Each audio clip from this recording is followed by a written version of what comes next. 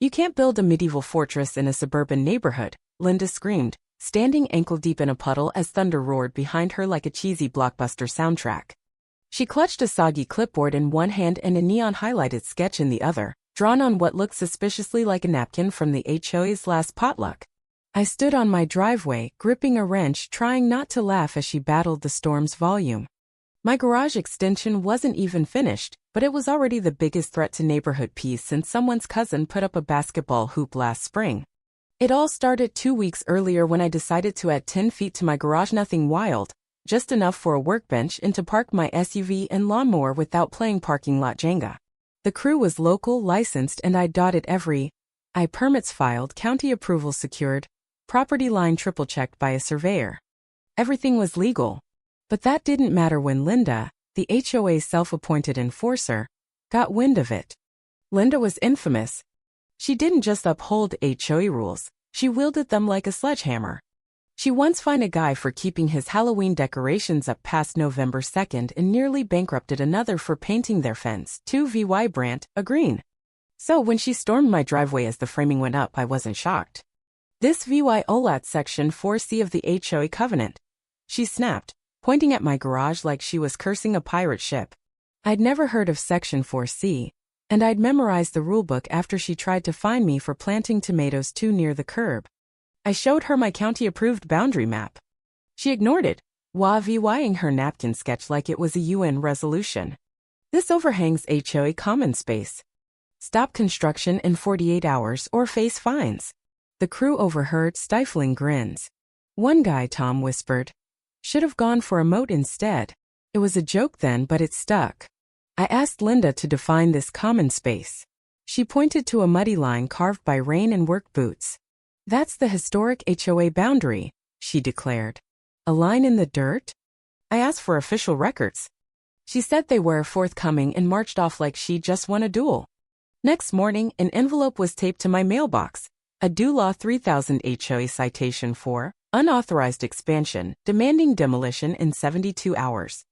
I nearly spat out my coffee. This wasn't about rules, it was Linda flexing power because I hadn't asked her permission. I appealed to the HOA board, only to learn they'd held a secret vote about my case the night before without inviting me. My neighbor Sam, a former board member, shrugged. "They grind you down till you quit." But I don't quit, I build. I marched to the county office with every permit and blueprint. The clerk glanced at them and said, "You're fine." Want to really make a statement? He didn't finish, but I got the hint.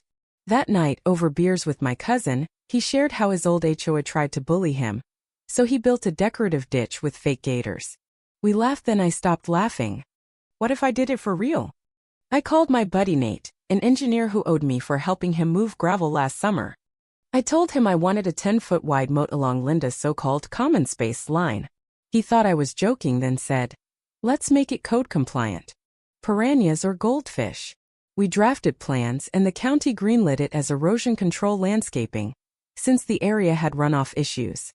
I wasn't just allowed to build it, I was encouraged. A week later, we started digging.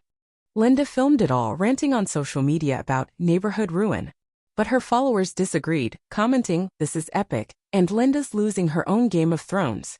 Halfway through, she showed up with 2 board members, vying an injunction, yelling about a hostile water barrier. I handed her my permit and smiled.